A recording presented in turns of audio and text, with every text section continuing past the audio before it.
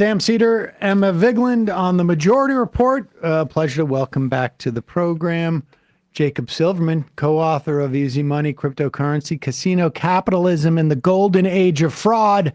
Also a writer at the AM Quickie, amquickie.com. Quick headlines every day. Jacob, welcome back.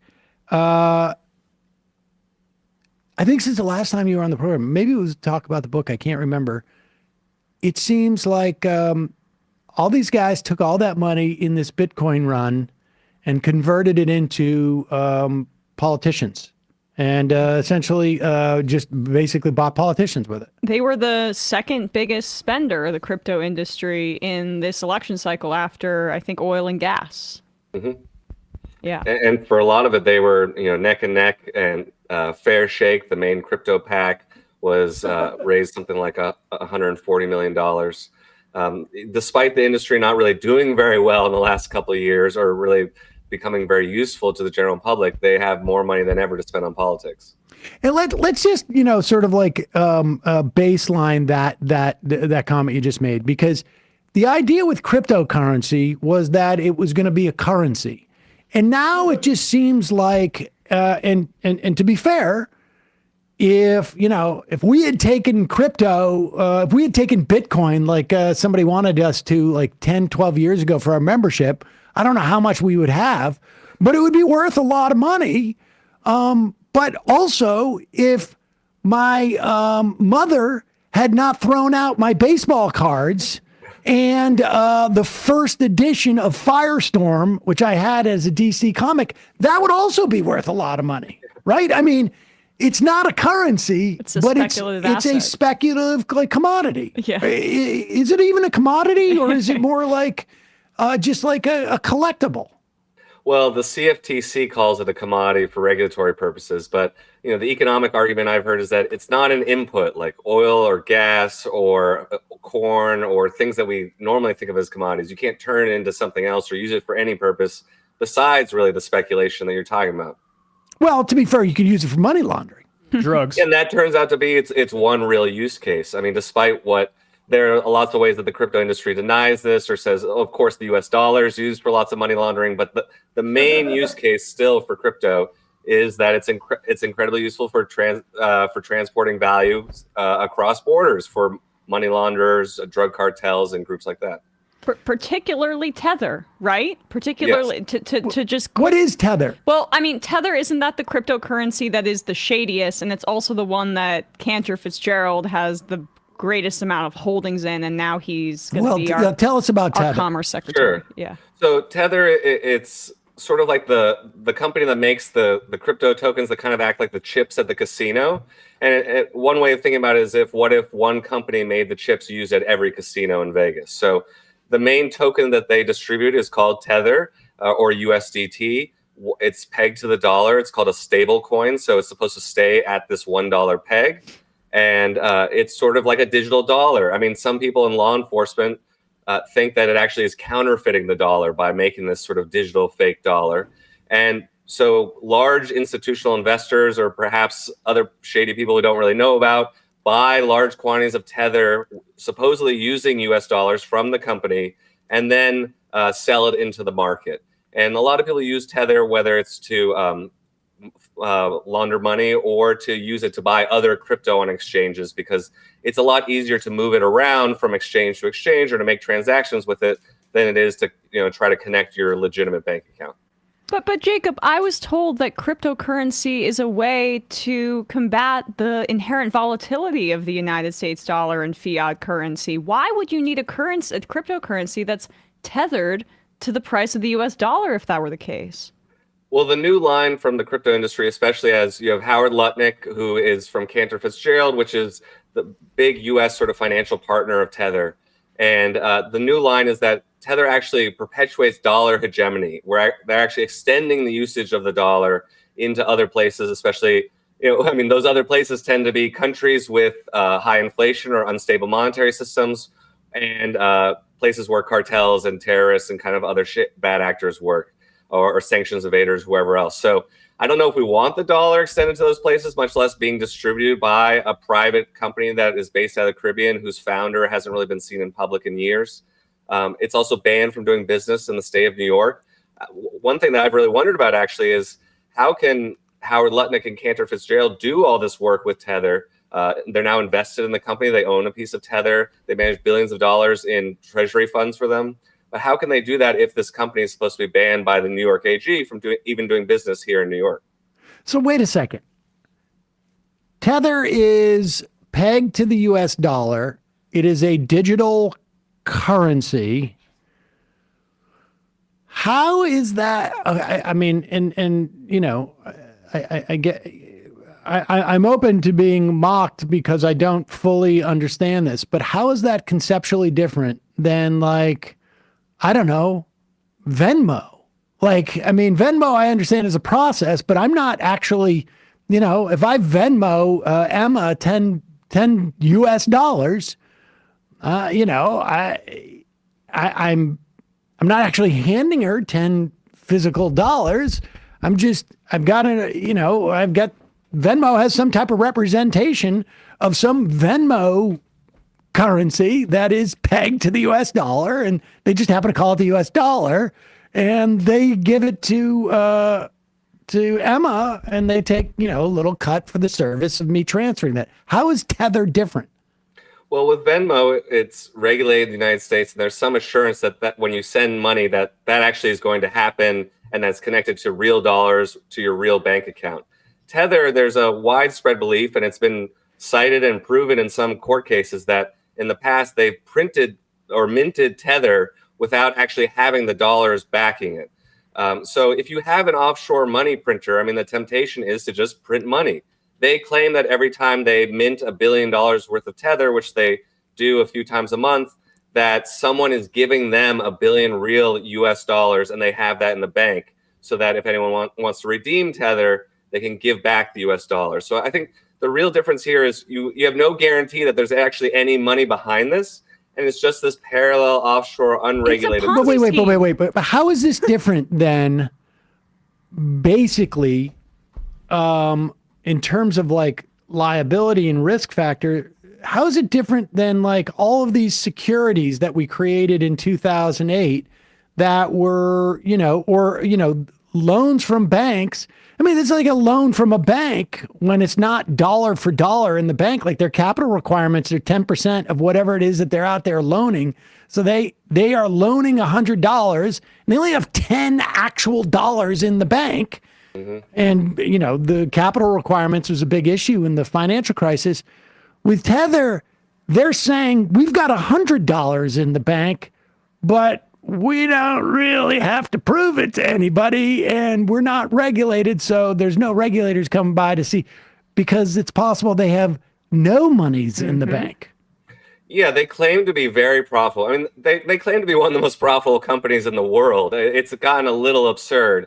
And it's often called like a shadow bank, or sort of basically the unofficial bank for the crypto industry. I mean, everything that we're seeing in the last year, the run up in Bitcoin, is because of Tether. I mean, this is widely believed and has been studied to juice the overall crypto market and the Bitcoin market especially. It's the most widely traded cryptocurrency. So everything you've seen with crypto in the last year has been because of this company that has already been fined tens of millions of dollars by U.S. regulators. That's being investigated all over the world, and now has a voice in the White House. Can you explain to me? We should say, I mean, you keep talking about Cantor Fitzgerald and this guy Lutnick. The reason why it's particularly relevant is he's now the Commerce Secretary.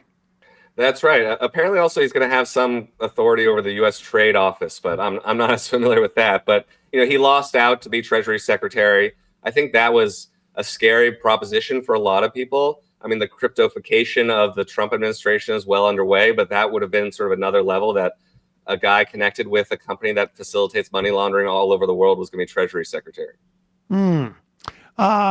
Let's get to some of the other instances of crypto money. I mean, everybody, I think hopefully this audience is aware that like something like $35 million went into Sherrod Brown's race to defeat Sherrod Brown from a crypto consortium, I guess. I want to talk about what they want for their money, essentially. But before we get there, what's a meme coin? Like, what's a meme coin? I don't understand what that is. How are there so many? There seems to be like hundreds of meme coins, and I'm being told on Instagram that if I don't get in on this right now with the bust boom cycle, I'm losing out on 100x opportunity. Like, what is a meme coin? Sure. These are for the true degenerates, as they happily call themselves. So a meme coin is like, think a degree or two lower than a penny stock. This is just a crypto token that's made in relation to some event or meme going around online, like maybe that Peanut the squirrel that got put down a few weeks ago, and that there were meme coins connected to that. And then people try to hype them on social media or manipulate the market usually and try to 100x on something that's really worthless, and then get out as quick as they can before it all collapses within a day or two usually. So the key is you want to be very close to the pump and dumper, essentially, of these things. And it's baseball cards. It sounds like it's like totally baseball cards with a little bit more volatility. Yeah, and at least Juan Soto puts up a real season of good numbers and then has a baseball card reflecting that. I mean, this is like connected to nothing, like something that would go through your Twitter timeline. But dude, never if like again. the Peanut the squirrel gets like a million likes, that meme coin's gonna be really through the roof. You should launch your own, maybe. We could have a vertically integrated meme and meme coin operation here. We should actually think about that. Oh my God. You have to be the pumper to actually make some money off this, or be very close to them, as you said. There has to be a lot. I feel like it's a huge missed opportunity not to be doing like a Trump meme coin. I mean, he's doing his, right? But why can't we also do like a Trump meme coin? We feel badly about scamming human beings. Well, let's just slow down for a second, because let's walk through this just for the sake of argument.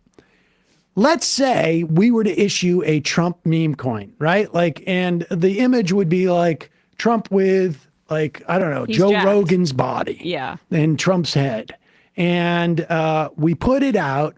I don't know how we get it onto a market, but we get everybody in the Majority Report audience to buy it. And but we send out emails saying like, okay, if your last name is A to F, you buy it on this day. If your last name's F to M, you buy it on this day, et cetera, et cetera. And so that we slowly tick it up. And then we release it into like the meme coin world, where I imagine there's a lot of Trump fans. The thing takes off and we send out the email, sell, sell, sell. And like this whole scheme is like part trading places. Right. This is like your ultimate fantasy. Is that what we're talking? Like, would that work? How do we go about that? Depends on your definition of work. I mean, someone will be left holding the bag. No, I know, but it wouldn't be people that we care about. Yeah, ideally, perhaps. Okay. All right. Well, your one concern may be that you asked earlier, what do these people want? I mean, they're already starting to get some of it. The SEC might be more inclined to go after a progressive meme coin pump and dumper than the MAGA alternative, I think. Yeah. Well, but that's the point, right? I mean, let's also be clear here. Everything that we've been talking about is completely unregulated. Like, there is no, is there any, like the scheme I just talked about, is there a regulatory agency right now, today, that would maybe come after me for that? Obviously I've just articulated the ideas. It's like, pump and dump, but even still, like, is there somebody who's going to come after you for a pump and dump, like for, that Manny Soda baseball card? But clearly what they want is to get rid of all the regulations. They go after Sherrod Brown on the banking committee. They are talking about the Consumer Financial Protection Bureau, completely gutting it in a way that they didn't even gut it last time. I mean, is that basically the name of the game? Who's been regulating this now? Who wants to, and who's not going to be able to over the next 4 years? Well, there's been a long time sort of turf war between the CFTC and the SEC over who should really regulate crypto. The CFTC has tried to say that Bitcoin is a commodity, and so each agency has done some regulatory enforcement.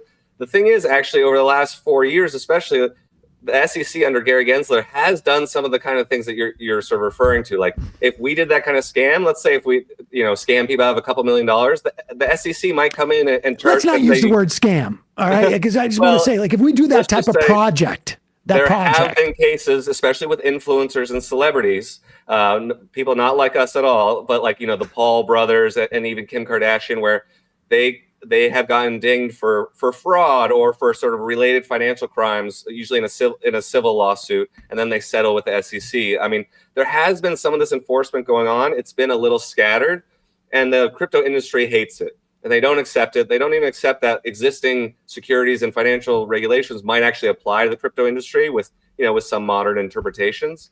They want all of that to end, and I think they expect that to end because Gensler has already announced that he's resigning. Well, wait. One more question. Yeah. I'm sorry, because this is both like sort of an academic and perhaps business plan. But in what I laid out about the meme coin, how is what actual meme coin people do any different than what I just laid out? It's not really. I mean, and that's why I think actually the industry cries, "Oh, that you're selectively enforcing." But the fact is, there's so many cases in which the SEC can go after people that the enforcement becomes just sort of selective by default, because there's a lot of that stuff going on and a lot of stuff that could be called fraud or deceptive in some way. Who's facilitating that? Like, I mean, if I wanted to shut the entire industry down of meme coins, like would I need to pass a law and say that this is wrong? But they're going to argue like you can sell anything. There's no, it just so happens that we're trying to convince people that Cabbage Patch dolls should be sort of like, like a currency, sort of. Yeah, I think a lot of people I talk to say that existing laws and regulations are generally expansive enough to cover this stuff. It's the industry that claims, no, we need new laws and we need to write them in order to be properly regulated. And I think also when you look at an industry like crypto, when people, whether it's big companies like FTX or individual scammers break the law, they are usually breaking existing laws around fraud or, banking fraud or defrauding investors or wire fraud. It's not really like you don't need to invent kind of crypto crime and put it on the books in order to get some of these people. The other way in which some of this stuff gets tamped down is by kind of regulating access to the U.S. banking system. I mean, one thing that FTX benefited from was they had these secret bank accounts and interests in, they own part of a bank too in Washington State because they really needed access to the U.S. banking system. So if you go after kind of the banking intermediaries or try to regulate that with some sophistication and seriousness, then you can kind of contain the problem to scammers overseas or operating out of foreign jurisdictions. But isn't that what Gillibrand was trying to do? And I forget who the Republican that she was working with. I think Loomis. Loomis, yeah. To formalize it, right? If you regulate it, then that means that this isn't going to be some scam that goes by the wayside. This is going to be a part of our banking system. And that brings me back to Cantor Fitzgerald, like their holdings with Tether. There's a lot of big banks in states like New York, which Gillibrand represents, that have a lot of holdings in crypto, and they would benefit from regulating it as opposed to making this kind of crap illegal, which it should be. Yeah, and I think now they've discovered, I mean, a lot of the big banks used to be sort of a little more hands-off or to have these pilot projects and stuff like that, but now they're, with the passage of the ETFs, the Bitcoin ETFs, these funds in which you can basically, you buy exposure to the cryptocurrency, but you're not actually buying the currency, the bank is buying it. That has really opened up the market to a lot of mainstream money, to Wall Street cash, because of course the big Wall Street firms can earn fees on this stuff. So they might not even be risking that much of their own money, but they can earn those kinds of management fees. And the banks may not truly believe in crypto, but they can still sell those kind of complex financial products around it that earn them the kind of profits they're looking for. What can Lutnick do as Commerce Secretary that, I guess, what's he going to try and do? Because he's trying to like build up this industry, I guess, or sector, or protect it from, I mean, they basically want to create some type of like zone of protection. It feels like it's almost like some weird empowerment zone where they get to like just come up with any crazy idea that can just generate cash for themselves. How can he do that as Commerce Secretary, A, and B, let's just say they get away with this outside of the fact that they're scamming people, which I don't want to minimize, right? Because a lot of people like, oh, this is, how do I not get rich? When all this like getting rich is going on there, is there any threat to the financial system outside of the hoarding of money that will take place there and maybe the distortions it'll create in other investment vehicles? But speak to that. But outside of that, is there like any type of underlying threat? I mean, I guess theoretically, if mainstream banks start getting involved in this because they feel like they have to, that's where we start to see a danger. Yeah. Very much so. And that was the sense of relief that actually people felt in 2022 when FTX blew up and a number of other multi-billion-dollar frauds that aren't talked about as much fell apart. And the industry went into this brief crypto winter, as they call it. It really was mostly confined to the crypto industry, some venture capitalists, and unfortunately, a couple retirement funds public retirement funds that had invested in crypto. But now it's pumped up the bubble again, and you have this mainstream banking exposure and potentially more pension funds buying in again. And that really, I think, is what scares crypto skeptics or people on the regulatory side, is that you have this kind of potential contagion, and that when it blows up again because the fundamentals aren't there and there's a lot of fraud there, then it's going to spill over into the regular banking system and perhaps cause a recession or some greater calamity. As for what Lutnick can do, I mean, I think in some ways people might think that he's been saved from some of his worst impulses by being consigned to Treasury, but in some ways it doesn't really matter what he can do at Commerce. You mean, right? I'm sorry, been sent over to Commerce. I think in some ways it doesn't really matter what he can do there because the overall administration is pretty much all in on crypto. I mean, the Treasury pick, I think, is a traditional Wall Street guy, and seems pretty well liked there. But across the board, I think they're going to be looking to end the investigations from the DOJ, to loosen the SEC regulations, and it'll touch sort of every department where they can. But there's no one really I see in the administration or at the cabinet level who's going to oppose any of this stuff. And it doesn't look like there's anybody in the Senate either, for that matter. Not really. Right. And I think, the problem is, for one thing, well, of course, the Democrats don't have a majority, but they've never been on a united front with regards to crypto, especially, some of the people in the House, like Richie Torres, who are very well compensated by the crypto industry. And oh, wow. Really? Oh. And I think, the fact that Democrats haven't been able to unite around this kind of consumer protection idea that should come pretty naturally to them, that people like Elizabeth Warren tout, has made it very problematic and able for the crypto industry to divide and conquer a little bit in Congress. Yeah, having also millions and millions of dollars that you've earned by investing in a meme coin or a glorified Cabbage Patch doll. That money has an impact, right? I mean, easy come, easy go. And it also, you've set up essentially a mechanism to make more money as long as there's no rules associated with it. As long as we make fraud legal. It does feel like, we're headed towards this kleptocratic era where financial crimes will be illegal and encouraged. And the way one thing that I've really taken note of is the fact that in 2022, Sam Bankman-Fried was trying to do a lot of the stuff that Republicans are on the verge of accomplishing right now, and the crypto industry is on the verge of accomplishing, the summer of 2022. Then, of course, he went down for fraud and went to prison. But they basically rebooted his entire political influence program, and now that Trump is going to be in the White House, they're going to be able to accomplish the same thing. So there's a certain kind of uncomfortable staying power with the industry that, one set of moguls might fade away, but you have the other ones here. I mean, he's got to be thinking, like, if I could have just held on for another 15 months everything I'm doing would be legal by then, right? Yes, and there are even people, I mean, I don't think he'll ever get pardoned, but there are sort of people on the MAGA side of the crypto spectrum who are probably going to get pardoned. And they've even talked about pardoning the Silk Road guy, Ross Ulbricht. So, if he had played his cards a little differently or waited a little longer and not been so greedy, he might have survived this thing. Serious Business on the IM just said a 13-year-old streamer named Skid, I guess, with a $sign, just pulled a pump and dump on his audience and made 30 grand.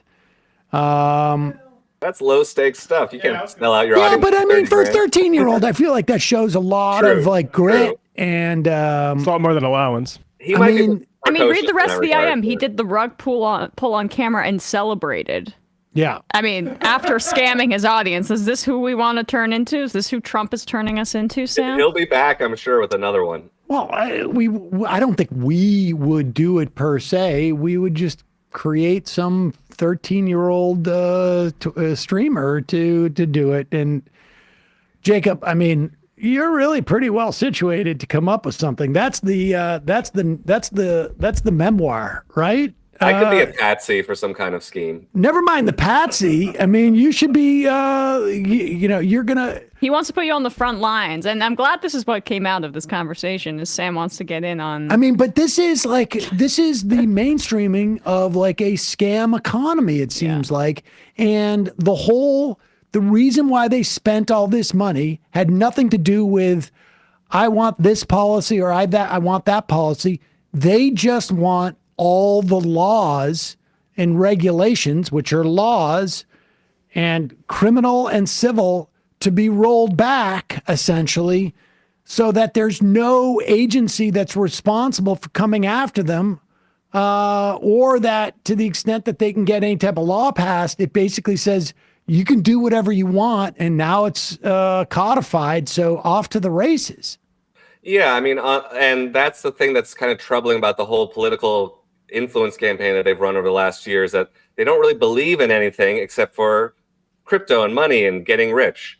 And whatever it has to be sort of a casualty along the way, it doesn't really matter, because, I mean, in the more intellectual sort of precincts of crypto, they do kind of exist. They call this the freedom to transact.